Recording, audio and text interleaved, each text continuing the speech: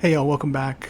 Recently I bought a PlayStation 4 and with it came God of War, and I've really enjoyed the game. The world is immersive, the relationships are marvelous, the gameplay is intuitive and fast paced, and the map is beautiful, just gorgeous. It won Game of the Year from just about everyone, and I can't say that I disagree. It has been fun.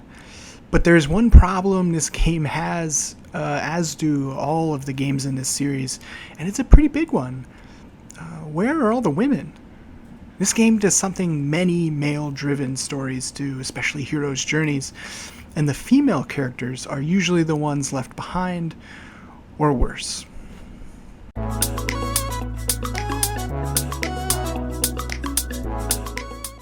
So let's do a quick recap of the series up to this point. The first God of War, which came out in 2005, features the death of Kratos' wife and daughter.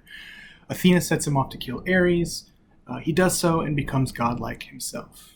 In God of War 2, which came out in 2007, Kratos is killed by Zeus and brought back to life by the Titan Gaia. He then seeks revenge against Zeus, but Athena sacrifices herself to save Zeus and Olympus. God of War 3, from 2010, takes revenge on Zeus and sacrifices himself so that the world might have hope, and in doing so refuses Athena power as well. So this leads us up to our current iteration of God of War. In this one, Kratos' second wife dies before the game begins, so he goes on a journey with his son Atreus to spread her ashes atop a mountain, all while being chased by Norse gods. This game fails the Bechdel test. The Bechdel test has three simple requirements. The story must have two women who talk to each other about something other than a man. That's it. And you would be surprised how many stories fail. The Bechdel test isn't a statement on whether something is good or not. A good game can still fail the Bechdel test. What the Bechdel test does measure is how involved women are in the story and what their role in that story is, what agency they have. It's a measure of representation. In the case of the 2018 God of War, for a world that is so fully realized and deep, there are very few women, and the role those women play lacks agency. The most important woman in the story is dead before we meet our characters for the first time. In comics, this is known as fridging, or where women in a story are injured, murdered, or depowered in some way in order to move the male protagonist's story arc forward. The term was first coined by Gail Simone after a Green Lantern comic issue from 1994, where Green Lantern returns home to find a villain had killed his girlfriend and stuffed her into a refrigerator, thus fridging. From here, Green Lantern's story arc changes and progresses into what we understand Green Lantern to be today. As for God of War, this happened in the first game too, all the way back in 2005. After being tricked into killing his wife and daughter, Kratos seeks revenge on the gods, which is a life-altering journey. Athena then sacrifices herself in the second game, a depowering. In this God of War, the mother is dead before the game begins, but her death spurs the action of the story. She is mentioned often, but we never see her. There's also Freya, who has been depowered by Odin, and while she plays a major role in the story, especially at the end, we do not get her story from her. The point here is not that the male character has this life-altering journey, but that the male character has a life-altering journey at the expense of a female character or characters.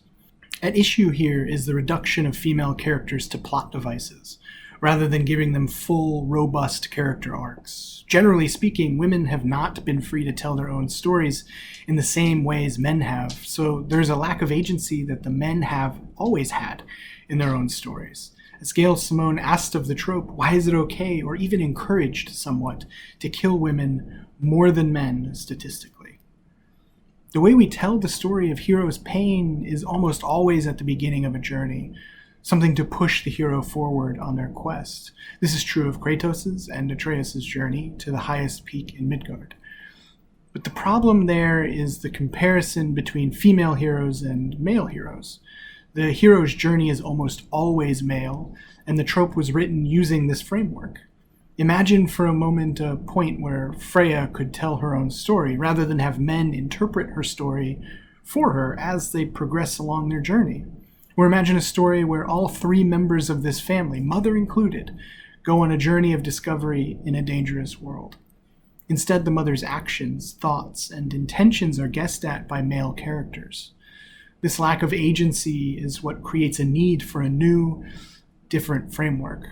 If the framework is sexist, then it's time to examine that as a mode of storytelling.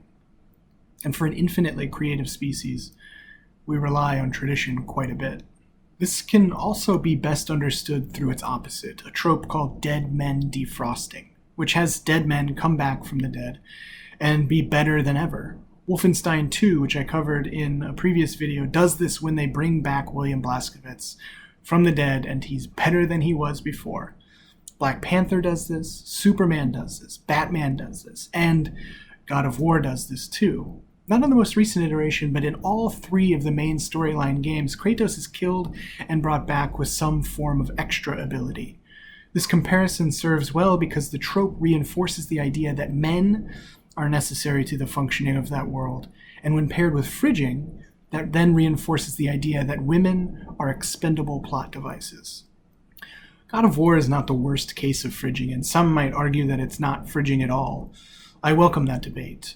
I recognize that there is a reverence for the mother in this story, and that return to the mother is important, but I still think that as agency goes, as autonomy goes, this story leaves women in the background even when trying to foreground them. So what? What does it matter if characters in these stories die? Well, stories are powerful, and for all the things God of War does well, like build a somewhat healthy relationship between a father and a son, it also relies heavily on using a dead woman to propel these men into action, which is problematic. It reflects a historical understanding of women in the workplace, women in society, women in the home, women's lack of autonomy over their own body, and so on and so on. It's a cycle that repeats itself through the stories we tell, and especially the stories we revere. Here's what Asia Romero and Alex Abed Santos said in their article, Fridging, one of storytelling's most noxious tropes, explained on Vox.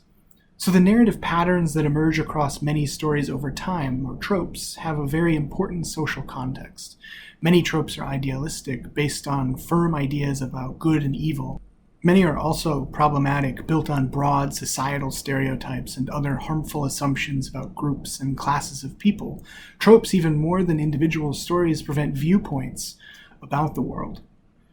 So if stories prevent viewpoints about the world or these harmful assumptions, what does it say about our assumptions of women's roles in society, even subconsciously, if we continue to include these in our stories?